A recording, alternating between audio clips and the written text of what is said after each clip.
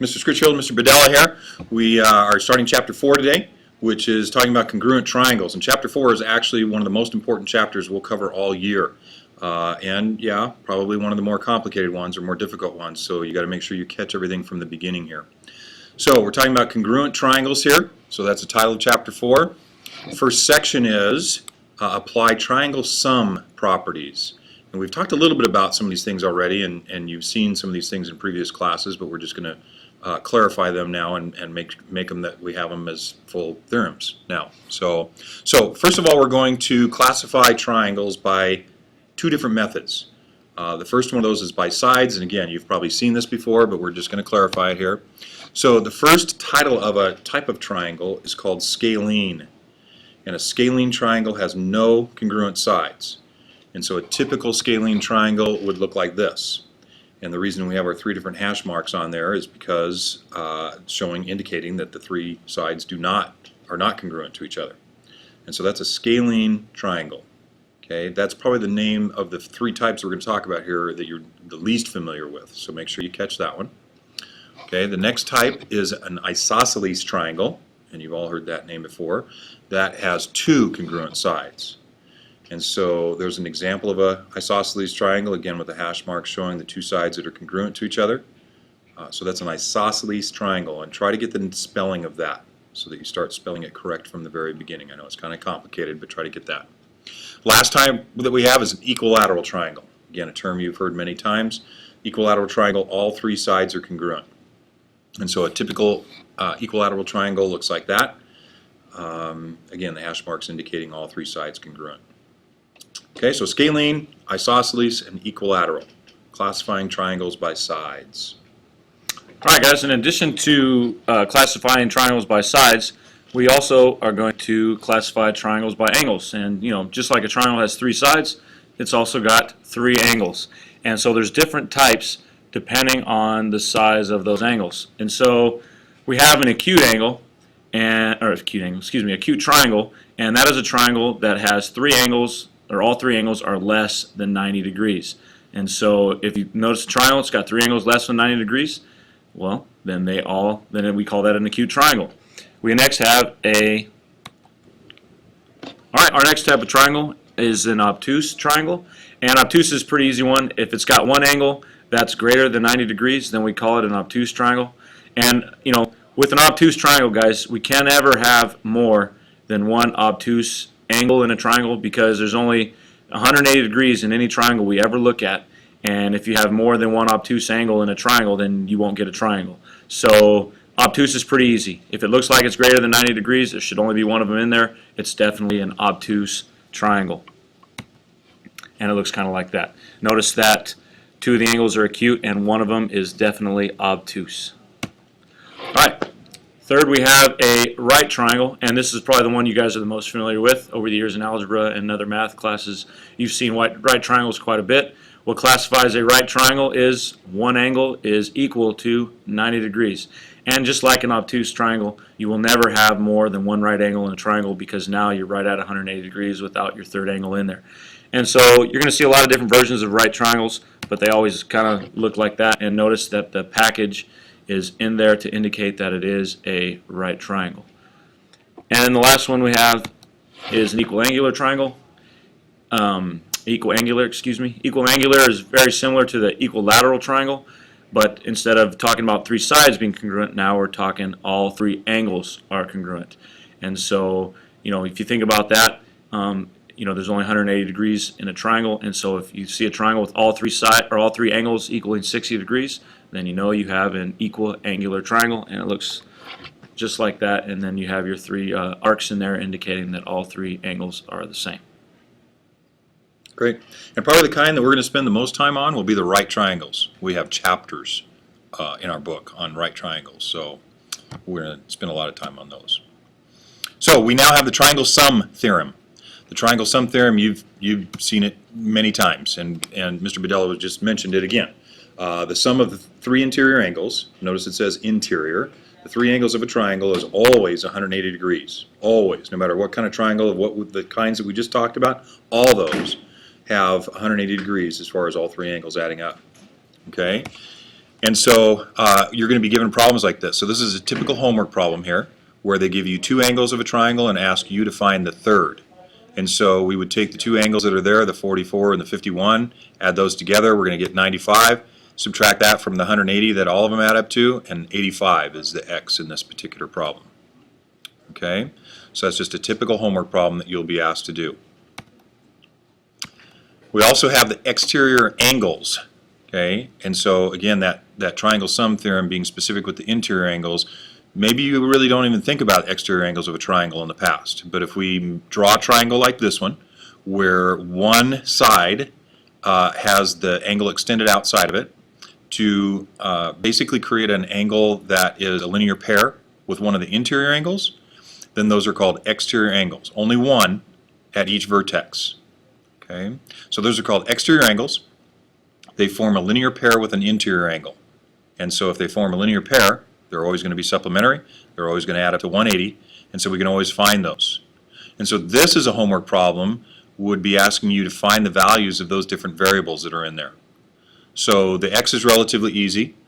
It equals 95 degrees because the 85 and the x have to add up to 180. They're a linear pair. They're supplementary. Okay. In order to be able to get the z, we're going to have to go a different way. We're going to have to, because the 110 exterior angle and the one inside of that, the one that's marked 70 now, are a linear pair. That's why we can find that 70. Now that we have the 70 and the 85, we can add those two together, 155. Subtract that from the total inside the triangle, using the triangle sum theorem from the top of the slide, and subtract that from 180. So 70 and 85, 155 subtracted from 180 would be 25. So z is 25. Once you have that one, w is a linear pair with that, so it's supplementary, and so we can subtract it from 180 and get 155. All right, so our next slide, guys, is about the exterior angle theorem, and typically this is the one in the section that kids typically struggle with until they can just grasp the concept of that exterior angle idea. But an exterior angle theorem basically states that an exterior angle of a triangle equals the sum of the two remote interior angles. Now, when you think of the word remote in not a math sense, you think of the remote like if I told you there's a remote island in the Pacific Ocean, you would think, oh, it's an island way out there, away from everything else, okay, or further away from the place you're talking about. And it's kind of the same idea when we look at this idea of an exterior angle or theorem on the triangle. So if you look at a triangle, you've got a 40-degree angle and an 80-degree angle, and then you've got that x out there. Well, what this theorem is trying to get you to see is that 40 and 80 add up to 120, and they're trying to get you to see that x will also be 120. And if you think about that, okay, think about why that would work in terms of who is x, angle x, supplementary with within the triangle. And if you look within the triangle, you'll see that x and that angle that's not identified there, that third angle in the corner, it has to be 60 degrees because there's only 180 degrees in a triangle. So 80 plus 40 leaves that last angle at 60 degrees, which that 60 degrees is also supplementary with x, which is 120 degrees. So if you look at the two remote angles, meaning the 80 and the 40, because they're furthest away from that exterior angle, or the remote in terms of closeness to the exterior angle, then you could see that 120 is equal to the sum of those two remote angles, which are 80 and 40. We'll do some more examples of this in class, but this is kind of the idea that if you have an exterior angle, the two angles on the opposite side of the triangle will always equal that exterior angle that's being identified. So, for example, you have this one right here. You have triangle JKL, and then you have that ray that is extending out at KM. So you have that exterior angle that is 2x minus 5, and you have an interior angle of x and for J, and then angle L is 70 degrees. And they want you to find the measurement of JKM. So to do that, all right, what you have to do is you have to kind of make an equation here. And remember what the rule says. It says that the exterior angle theorem is the sum of the two remote angles. So if you look at this, you have 2x minus 5, you have x, and you have 70. Well, you have the two pieces on the inside of the triangle, and you have the piece that's the angle on the outside. And so what you have to do is you have to set 2x minus 5 equal to x plus 70, just like that there. And then all you got to do is a little bit of algebra. subtract the x to the other side, add the 5 to the 70, and you get 75, or you get 75 equals 1x, and there's your answer.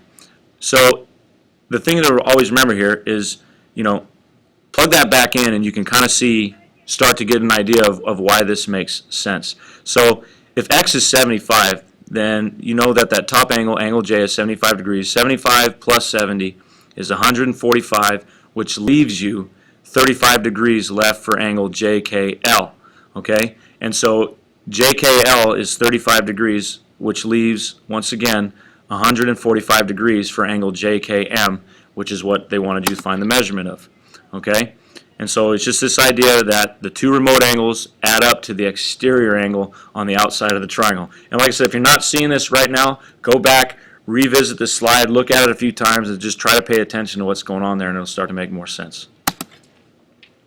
And then here we have a little bit of a review, in a way, kind of a mix of a review of parallel lines with the triangle sum theorem that we just talked about. And so we're gonna do a little bit of review here and mix it in with what we're talking about in this section. So we want to be able to find x and y. And so if you remember what we talked about last chapter with parallel lines being cut by a transversal, we have those two vertical lines that are parallel to each other.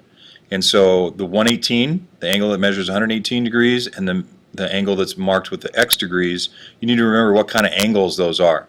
And because you could slide one right on top of the other, if you move the vertices, they are corresponding angles. Okay, and so because they're corresponding angles and because the lines are parallel, they're congruent to each other. So that makes x 118 also. Well, when you look at the triangle, then that x angle out there is the exterior angle. And so from our exterior angle theorem, that says that the two remote interior angles, which would be the y and the 22 compared to the x, have to add up to that 118. So we would set up an equation that says y plus 22, the two remote interior angles, y plus 22 has to equal 118, and so if we subtract the 22 from the y, we would get 96 degrees for y. Again, we'll practice more with those exterior angles. Probably the toughest part of the section is the exterior angle theorem, so we'll keep working on that. And I believe that's it for today, guys. So work hard on the homework, and have a great day.